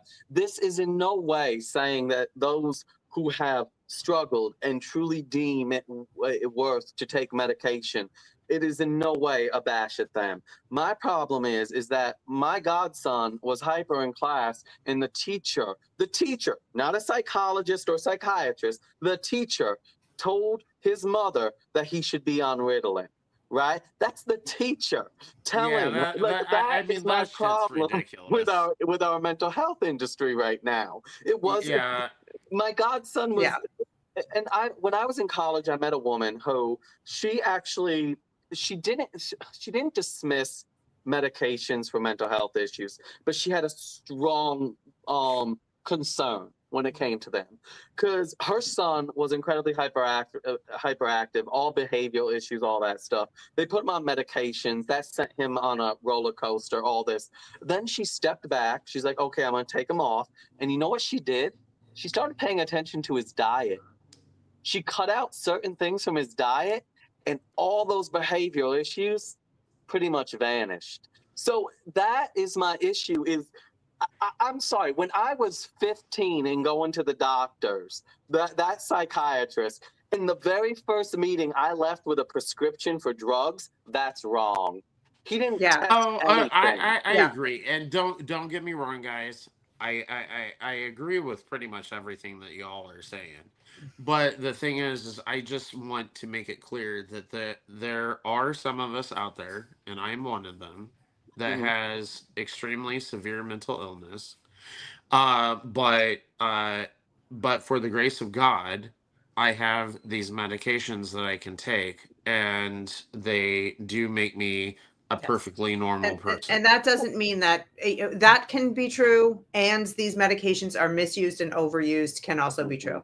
And that's true. You know, that's a good way of putting it. Yeah. So I think it's worth looking into, especially when you're considering, we're looking at somebody like this Minnesota shooter as demon possessed, mentally ill, anxious, depressed by his own admission and his writings. You know, and then medicated, adding hormones. I mean, we just have a mental molotov cocktail waiting to happen with all of this. And things that are good, turn bad in situations like that. I really do have to kind of do my due diligence here. I don't want people to think that just because somebody has some sort of mental illness means that they're going to go out and do something like this. You know, I mean, as long as they're properly, of course not. As long as they're properly treated and stuff like that. I mean, just like me. I mean, my mental illness, guys, is that, I have major depressive disorder, and I also have panic disorder. Those things have been very difficult for me in my life, but because, I have good medical care, I am able to function just like anybody else can. So I don't, I mean, the thing is now, of course, there are certain mental illnesses like schizophrenia or something like that where, it's like there's not a lot that can really be done. But for things like depression and panic disorder and stuff like that, I mean, things can be done. We know how to treat that stuff. And so I don't want there to be any stigma behind somebody having a mental illness, because I mean, you guys know me. I mean, Yeah. I don't think I'm a weirdo, do you? No, and I think you'd really have to be reading, like looking to find something wrong with what we're saying here to assume that we're saying that. We're not. Yeah. We're talking about mass murders. We're talking about people who are medicalized, indoctrinated, demonized, like literally, possessed. I don't think anybody would really think we thought that anybody who had any sort of mental illness was going to fall under the same umbrella, in our opinions, as this man who shot up a church full of children. And I appreciate you clarifying it, but I think we're safe from that. Frankly, because I don't think anybody knows anybody who is 100% mental health. Like, we all have some loose screws. We're human beings. We are fallen creatures. It is, we know that we're not straight, but like, if I can, bring in one person who may make you feel sane, I have a little video for you that'll make us all feel a little saner than we might otherwise. Bring it on. So this is a response to the Minnesota, Minneapolis shooting. About the Minnesota shooting, and it brought me right back to Columbine in 1999, when I just could not get it through my head that students in America were shooting each other in schools. And this was a church inside a Catholic school. And what do you know, it was a white guy, Republican, MAGA person. What do you know? White supremacist. Okay. Is that Rosie O'Donnell? Yes, that was our one and only Rosie O'Donnell. Can we just have? Oh my God. Can the only response to this woman right now be a video from Donald Trump? Can we have the only video response be a video from Donald Trump? Because I feel like him and Rosie have a special relationship that goes back decades at this point. But it's just, honestly, oh goodness. This is what I'm talking about. So this guy, to reiterate, by the way, this guy on the guns, he had "Kill Donald Trump" and "Kill Trump now!" exclamation point. So he had these on his. Yeah, he's MAGA. He's totally MAGA, full MAGA. She's not even American anymore, right? If I recall correctly. Isn't she? Well, she's still American, but she moved to Ireland. Yes. Oh, okay. Well, she moved to Ireland. God bless. Say a prayer for Ireland. But I mean, she's basically rejected being American, at least while Trump is here. Which, like I said, Trump, in my opinion, the only true person that should be making a video response to Rosie O'Donnell to her right now is legit Donald Trump, because I think that would be amazing. Well, yes, that video, Elena, did make me feel a lot more sane. That is for sure. Yes. And, I mean, I only said what I said beforehand, before that clip was played, just because I just felt like, I didn't want to, throw other people under the bus who were in my same situation. No, I appreciate your sensitivity to that. Yeah. Yeah, and so that's the only reason I said it, and it really had nothing to do with what you guys were saying. It's just that I can see where society is going with this stuff. Now, all that said,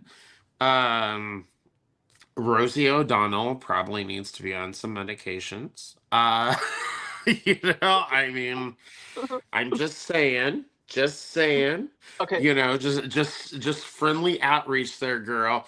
It's like, get yourself some medications, because no, this shooter was not a Trump supporter. Obviously you're delusional, so maybe some Abilify would be helpful for you. It's a nice antipsychotic. Just saying, just being helpful. So, yeah, she's batshit crazy. Where's the Rosie O'Donnell I remember from A League of Our Own and what was it, Then and Now, and wasn't it also Harriet the Spy? Like, I mean, Yeah, well, I she was, but Kevin, she was scripted. She wasn't I allowed to say what she thought. know. I try to keep that in mind. It's the oh goodness, I do. It's the same with Whoopi Goldberg. Like I think back to being younger and loving so much, and just like, what is this? What is this that's before me now?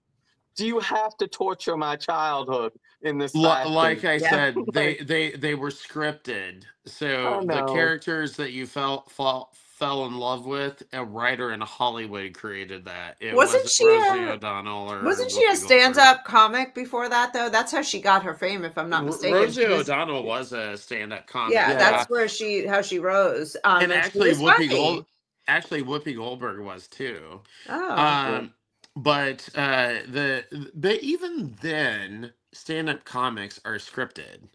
You know, I mean, I've known a few comics myself. And they write this stuff down, and but sometimes they also have other people write for them. So what's coming out of their mouths is not necessarily what they would think of on their own. Yeah. Plus, what they say on camera has probably been tested at least about 10 times in front of audiences where it wasn't on camera. It has been. Yes, comics go out, like even huge comics go to clubs. They may be able to sell out an arena, but they'll go to clubs and test new material. Matt Rife did that locally. I actually got to see Matt Rife live right up next to the stage because he was doing just that. He did a show where there were no cameras allowed, and he was testing stuff at that time. And he admitted it right there on stage.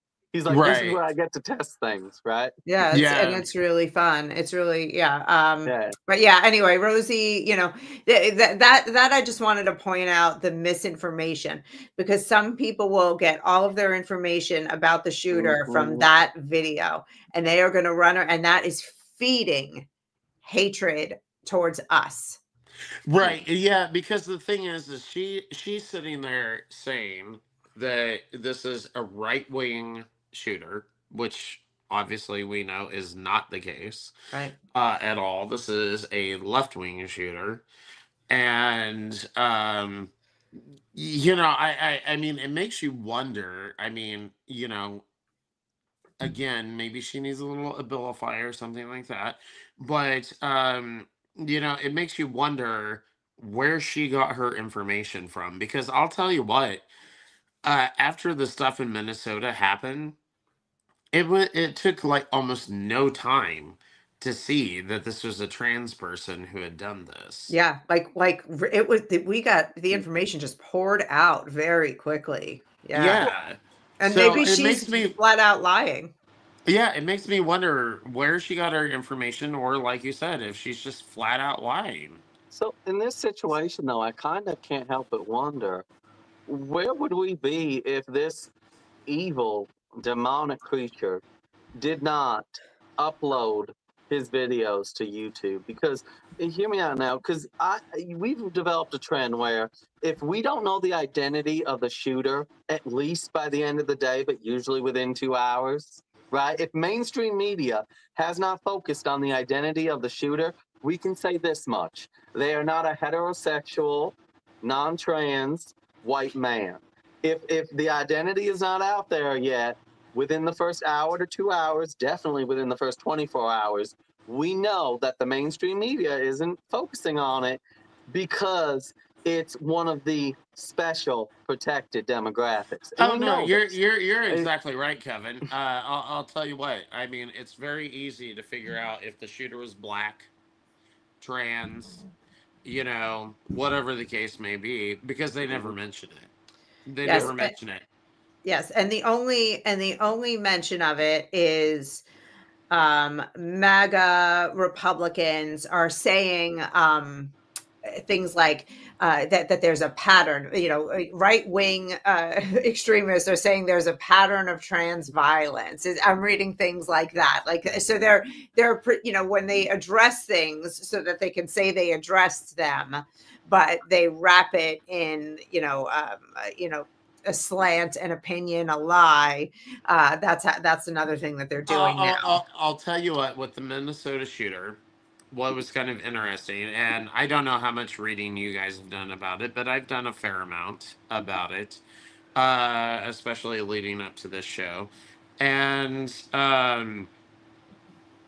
the closest thing that I got to, and I'm trying to think of which news outlet it was it NBC News? Anyway, it was one of the left-wing rags. And anyway, the closest they ever got to mentioning that the person was trans, they never specifically said the person was trans. They just said, they talked about Robin, whatever his last name was. And they said, a couple paragraphs down, that his name was actually Robert, according to his school yearbook. So it would take a little bit of reading and a little bit of like, oh.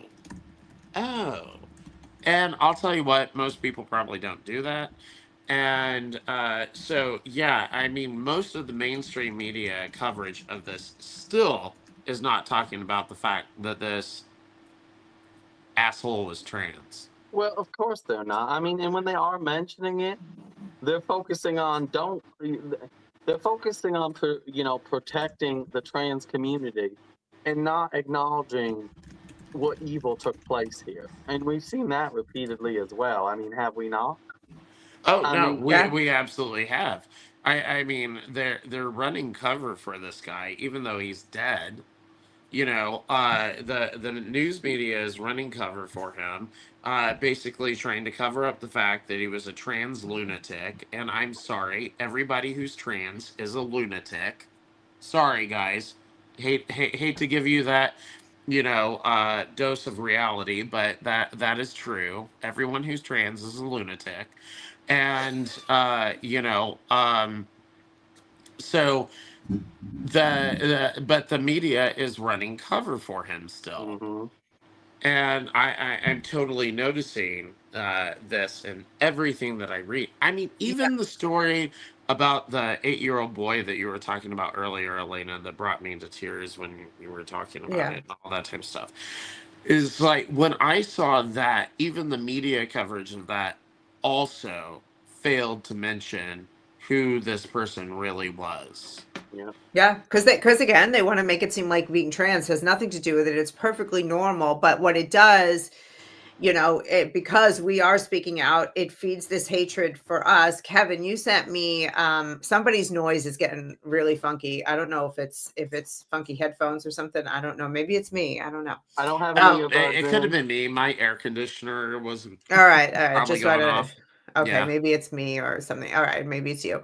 All right, so Kevin, you sent me a screenshot of a social media post that somebody put up. And this is the end result of the media not telling the truth, not only eliminating the truth, but flat out lying. This is, it says, pick your side. There are no others. So this is, by all implications, that the three of us are Nazis. Yeah. Sig Heil. And I guess those children, that's coming from a Jewish homosexual. Yeah. Okay. No, So they're, I mean, of course I don't choose the Nazi side, but I don't choose either side. This is a stupid. But their implication is we're the Nazis, and these children who died were apparently Nazis also. Yeah, that's what this tells me. That's what this tells me, because this was August 27th. This was the day of the shooting, later in the afternoon, and this is what's being posted by I'd argue that trans it's not even activists. an implication. It's a direct statement for them at this point. And this is what we go back to earlier, right? When we were discussing the victimhood mindset. The victimhood mindset, once you truly dehumanize and villainize what you perceive to be your oppressor, you can justify the most horrific things. And that is what this post is all about. Well, that is what this post is all about. the thing that I'm thinking of here, though, I mean, like I said, I jokingly said Sig Heil, guys, so don't hold that against me and vote against me and all that bullshit. The thing is, that is, to me, a false dichotomy.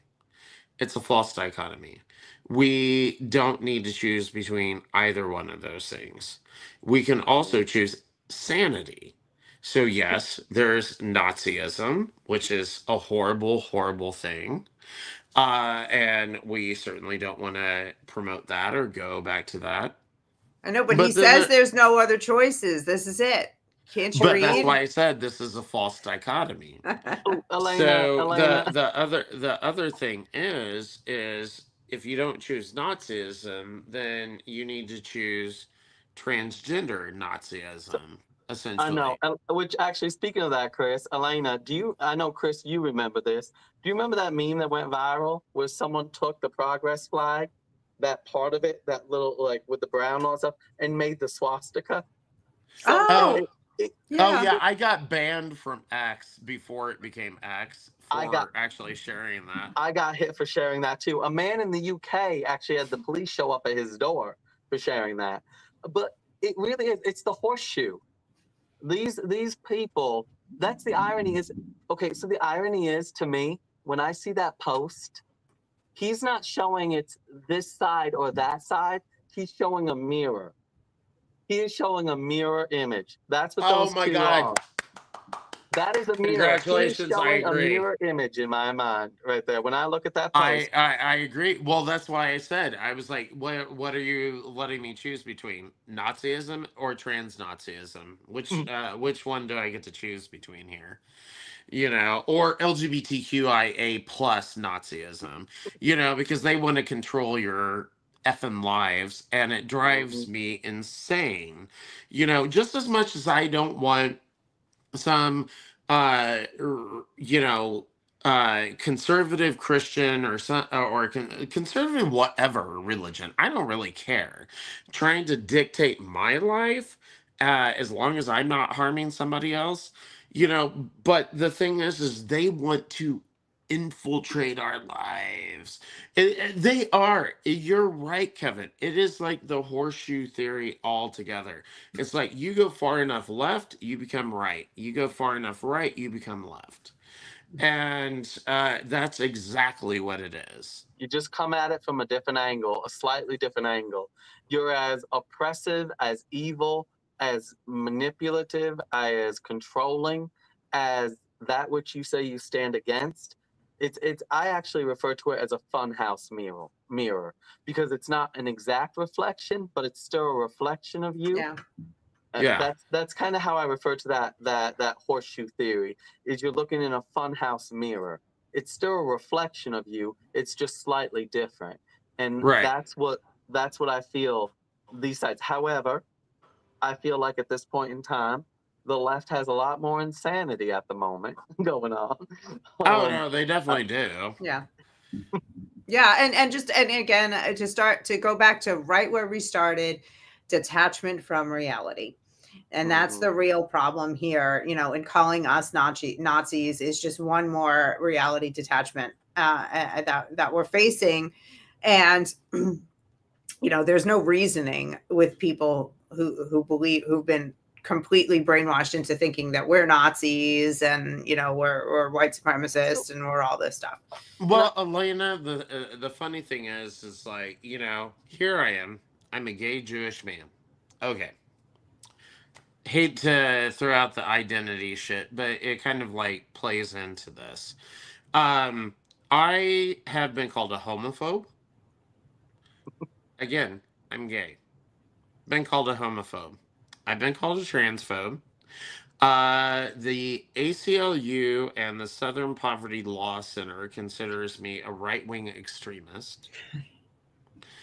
Like I said in our last podcast, because I brought that up then.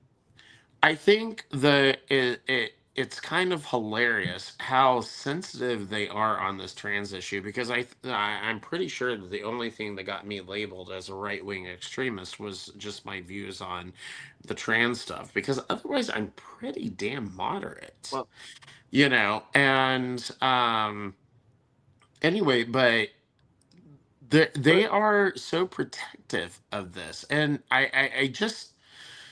I'm trying to wrap my head around why they're so protective of the trans community, so to speak.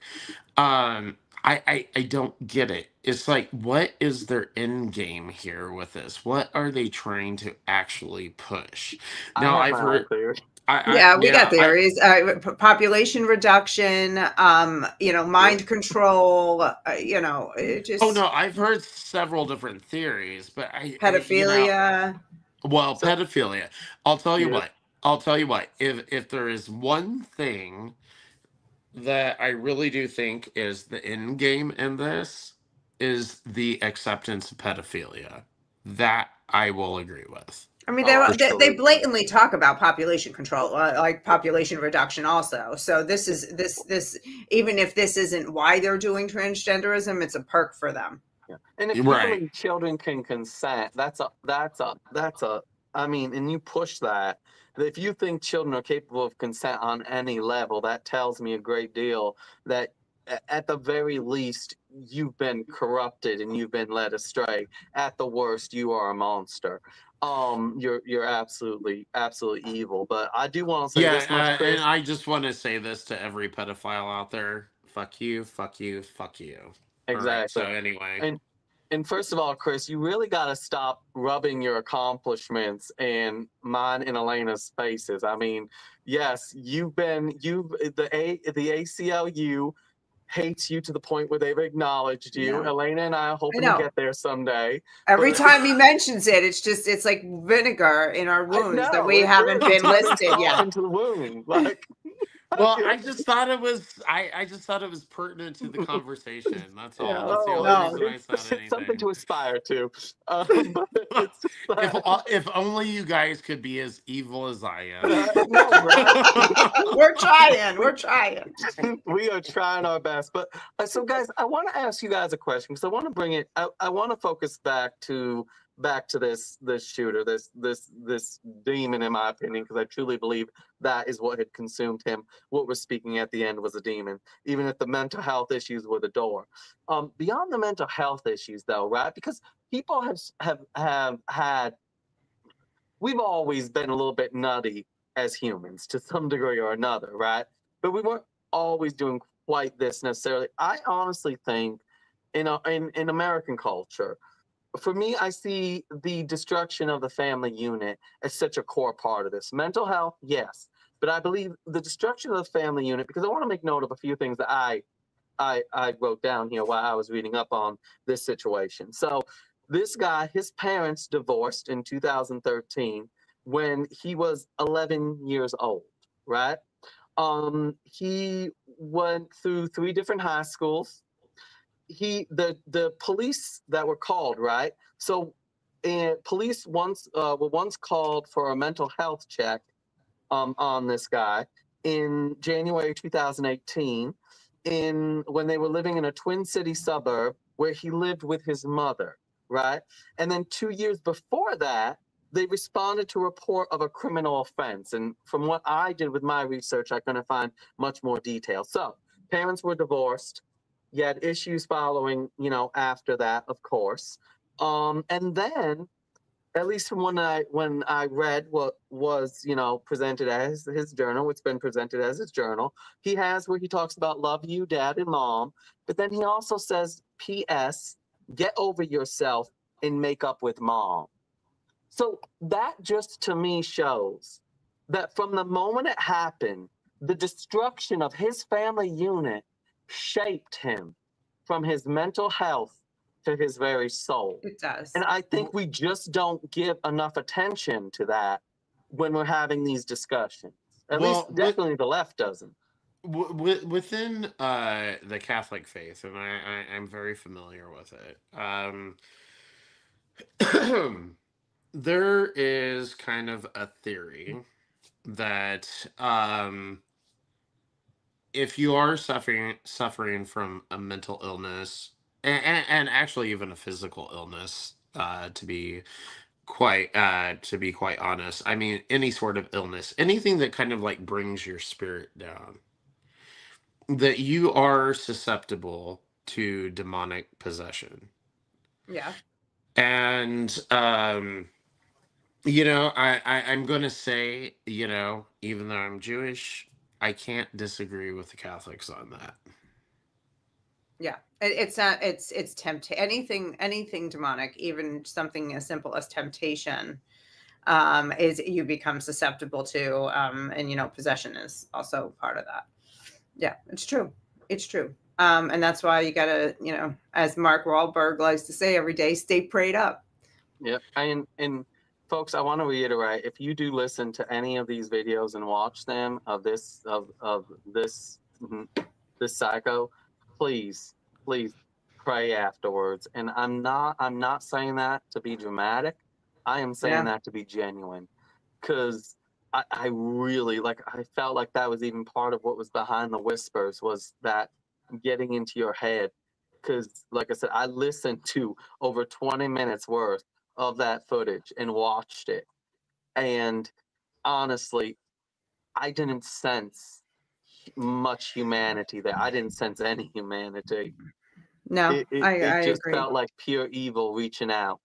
Well, you're not gonna sense humanity because I mean, and people can mock me or whatever, but I absolutely believe in demonic possession. This is a person who is obviously possessed by demons. I mean, I truly think so. I mean, they had a mental illness, so which was the gender dysphoria, evidently, which opened them up to demonic possession. And I'm sitting here listening to myself, and I'm like, I know people will laugh at me, but you know what? I don't give a damn. I don't give a freaking damn. You know what? Because I believe in God. And I also know that there is also evil out there too, trying to oppose God. And yeah, we need to do our best to oppose that evil as much as we possibly can. And I think that having these types of conversations might give people some ideas on what to do, you know. And I really hope that this will be a fruitful conversation for the people who are watching. Yeah. For sure, but we do need to focus on mental health because, like I said, when somebody is mentally ill and they are at their lowest, they are susceptible to this type of stuff. And we need to get them out of that position. Yeah, this is you saying all that is like the perfect segue into the last clip that I have to show you guys tonight. A few hours after the shootings on Wednesday in Minnesota, there was a priest on Newsmax. This guy is the head of theology and religious studies department at St. John's University. And well, we'll get into it. Let's just hear this clip. And again, what do you say to those families today whose faith is obviously shaken and being tested?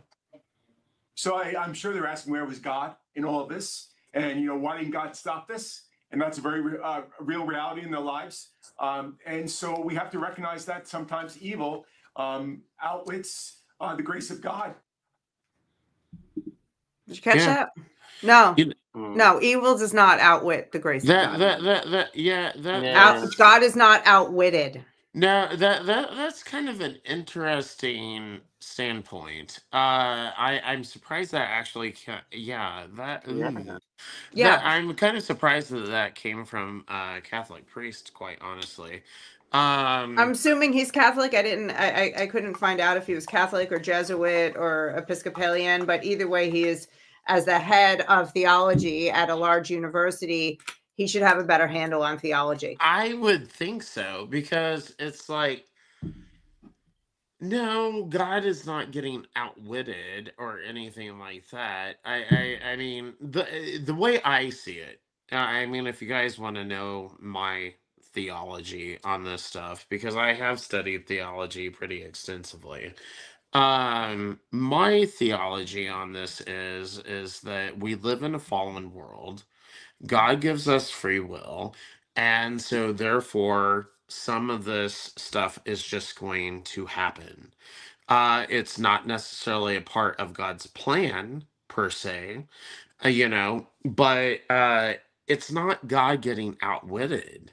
It's just God doing what God does. He's allowing us to basically F up, and that's kind of how I see it, so to sit there and say that, sometimes evil outwits God, that's kind of a weird Yeah, it was. statement. I bugged out when I saw that. Yeah, And Kevin. that's Yeah. wild. That's just wild to me, coming from, a priest or, a man of God. Because don't get me wrong, I have my questions. Why do these things happen to good people? Why does this happen? Why does that happen? In prayer, I do ask God these questions, and I also acknowledge that there are certain answers I won't get until I'm there, kind of thing. But Yes, at, at, right. at the end of the That's day, true. though, I just don't. It really isn't that. It's interesting because this is a discussion that I've started to have more and more. Because I feel like it is a discussion that needs to be taken head on. And I do feel like a lot of Christians also do kind of avoid it, because a great deal of evil does take place in the world. And it impacts the most innocent among us. And I mean, I've had certain discussions on it, and some positions have been like, for example, you know, yes, but we're thinking of it from our mortal plane. But the innocent lives that are unfortunately taken from this mortal plane are embraced once again by God.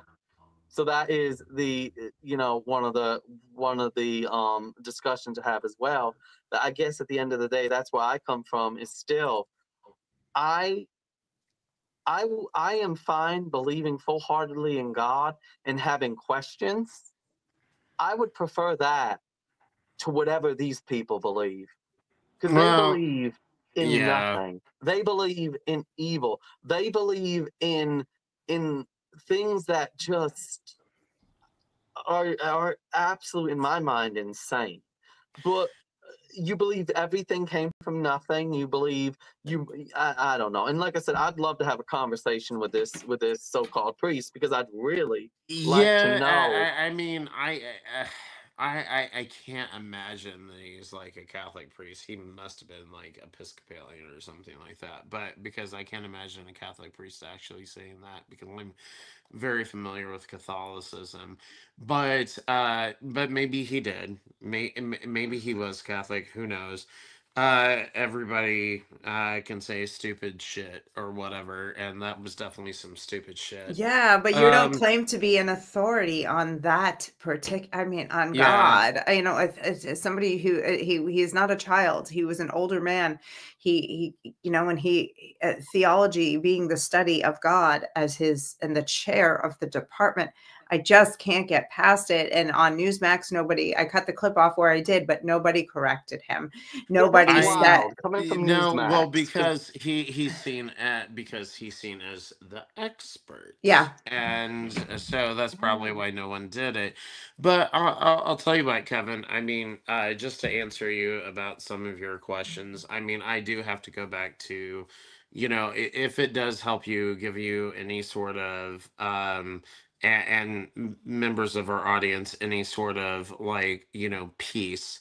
I really do think that because we live in a fallen world and God has also given us free will, there's going to be evil things that will happen here.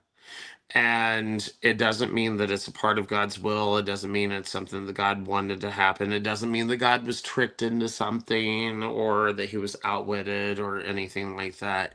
He set up a certain situation for us to see what we would be like. And, all we can do is do our best to live up to what we know that he wants from us. And so, I mean, God, I sound like a preacher now. No, and he also in these situations wants us to come to him with our questions, with our grief, with with all of it, and use these. He wants to use these things to grow our faith. Yes. And so there is good that can come out of any darkness. The Bible talks about how we can grow in our faith and even have joy in suffering because of our relationship with God. So, why this priest didn't say like any of the things that were just said, which are biblically sound. This isn't just us sitting here making things up. These are from the Bible, what we're saying here. Why he didn't say any of that is freaking beyond me. He just and maybe he just wanted to be clever on his news spot.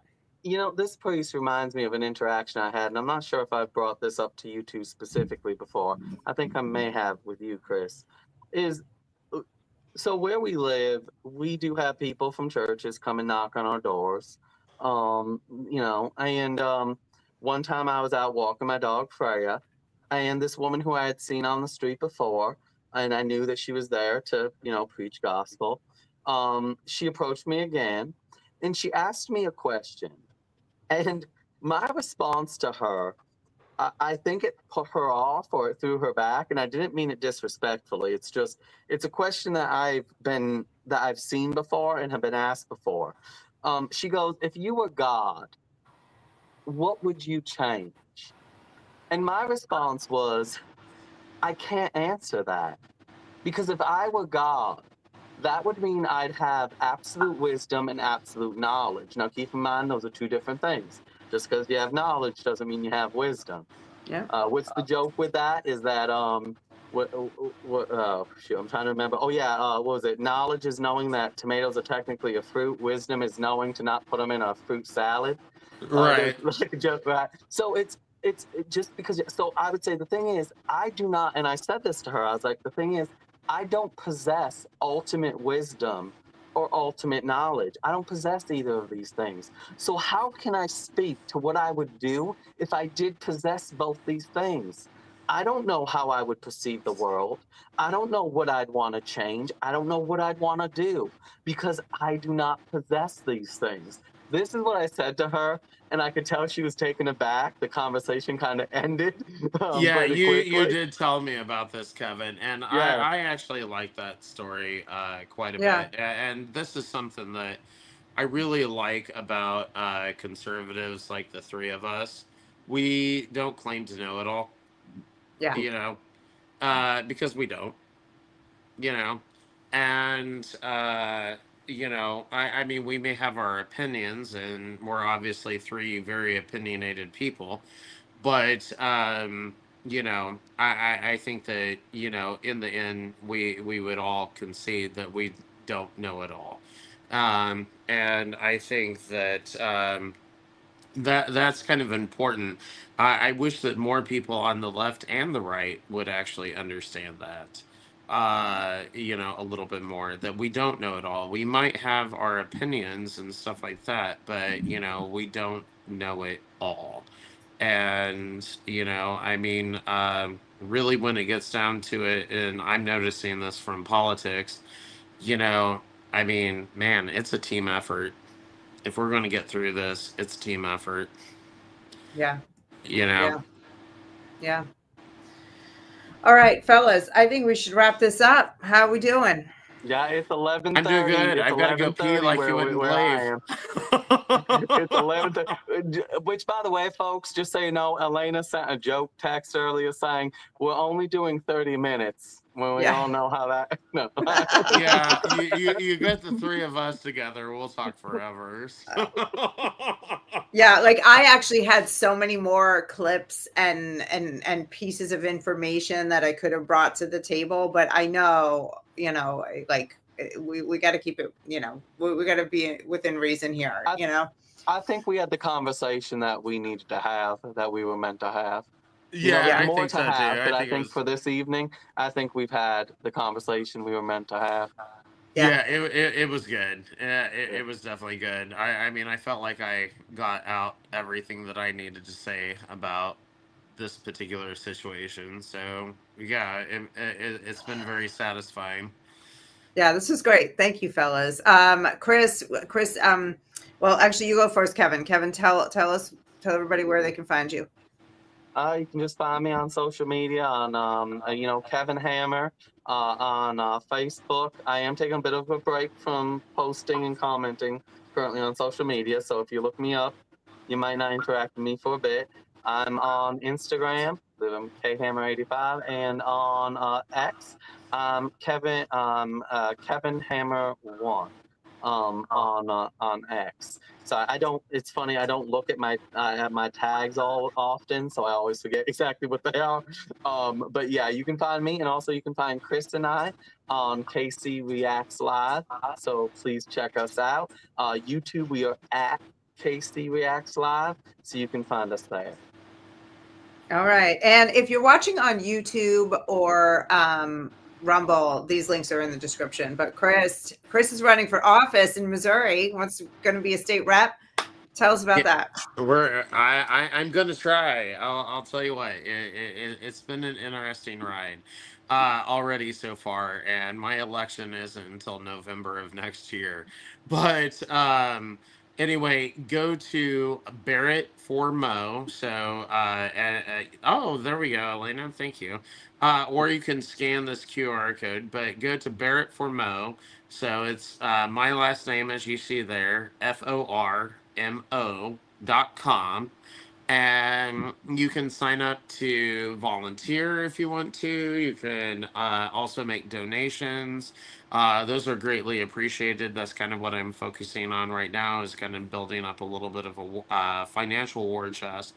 So yeah, if you can help with that, and you don't have to live in my district or the state of Missouri in order to do that. If you like what you heard tonight, what I had to say, and you're like, oh yeah, Chris seems like a decent guy, you know, as long as you're a U.S. citizen, you can donate to my campaign.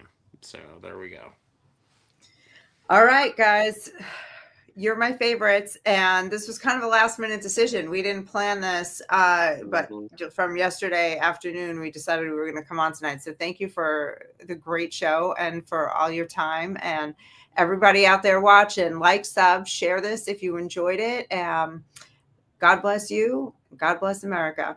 God bless. God bless. God bless, guys. Take care. Good night.